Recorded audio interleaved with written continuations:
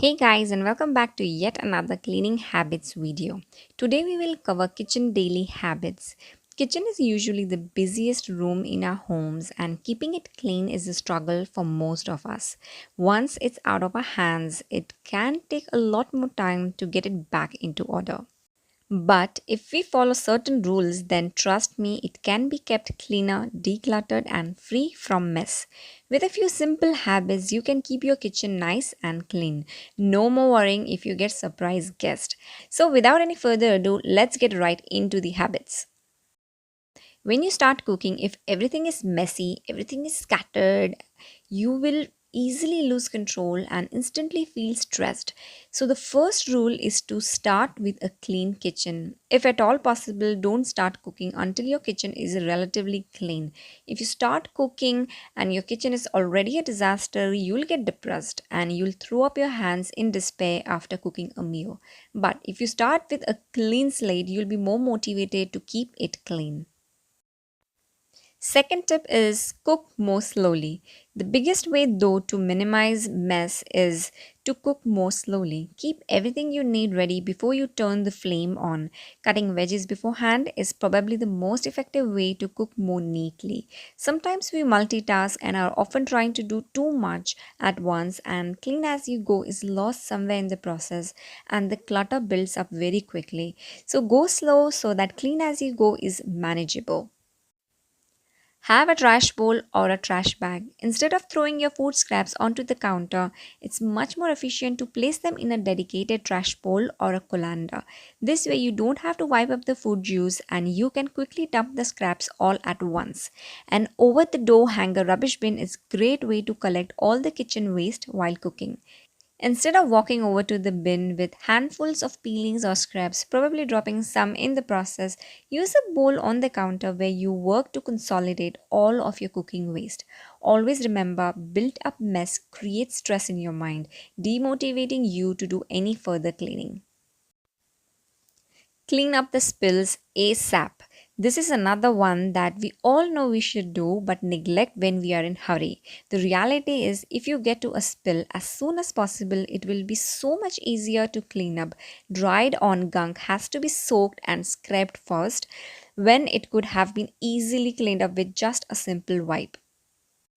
Develop good kitchen habits. A good general habit to form is to put things from where you picked after you have used it, or get into the habit of putting things away as you go when you cook. Instead of leaving everything out on your countertop, put things away as you use them. Don't leave until you're done cooking. By the end of it, you'll only have a bigger mess to clean. So take a few additional steps every time and reach out to your pantry rather than piling up stuff onto your countertop. Clean as you go.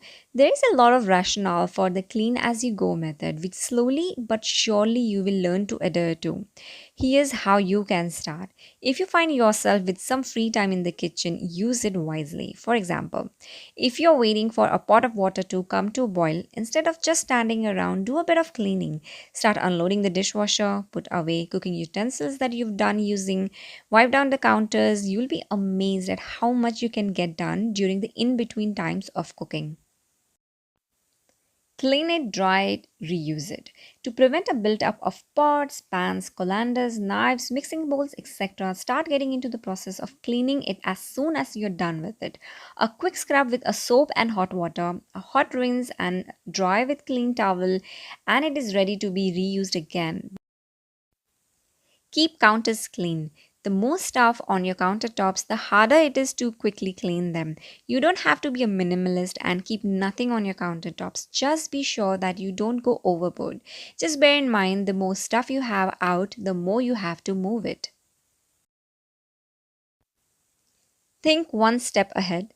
At lunch, I'm already thinking about evening snacks I'll serve my kids and dinner for tonight. This way, I reduce the stress by prepping some stuff ahead of time and giving me more time to clean as I go while I'm actually cooking.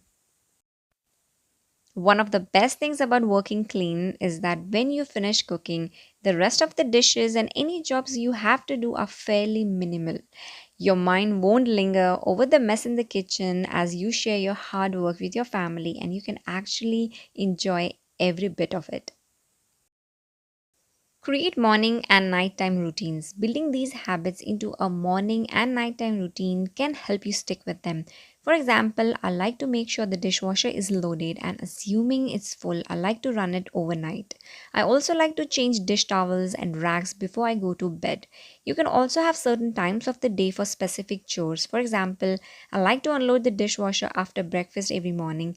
That way, it's ready to be filled throughout the day, and I like to wash dishes right after the supper whenever possible. Then I can wake up to a clean kitchen. Sweep the floors. This is especially true if you have small kids who are messy eaters. I would just recommend sweep as required. I like to use the cord free vacuum for this. It takes just a minute or two to vacuum the whole kitchen.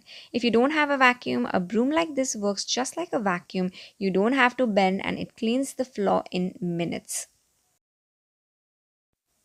Mopping. If floor is clean, mopping takes no more than few minutes. Easiest way to mop is to spray floor disinfectant using a spray bottle and mop the surface.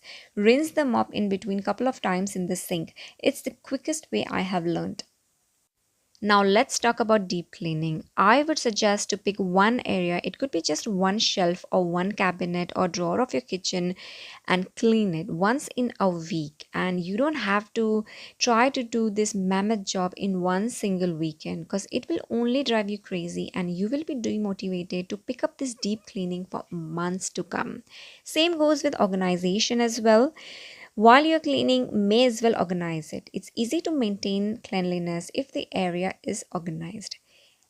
Also, remember anything that is too much and difficult to handle, break it down. Break it down into smaller pieces and tasks, and you will see it's much more easy to manage and less stressful. Finally, let's talk about kitchen organization. As I said, it's a good idea to organize your kitchen well. This is a step you can work on over time. Pick a space a week, declutter, and make sure your organization is working for you. You need to have a place for everything.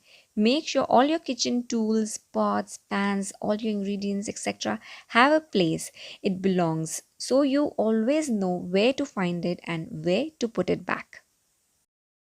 I hope these tips inspired you and make the effort to keep your kitchen neat and tidy. If you have any tips of your own, make sure to leave them in the comments section below and I will see you in the next video. Bye for now.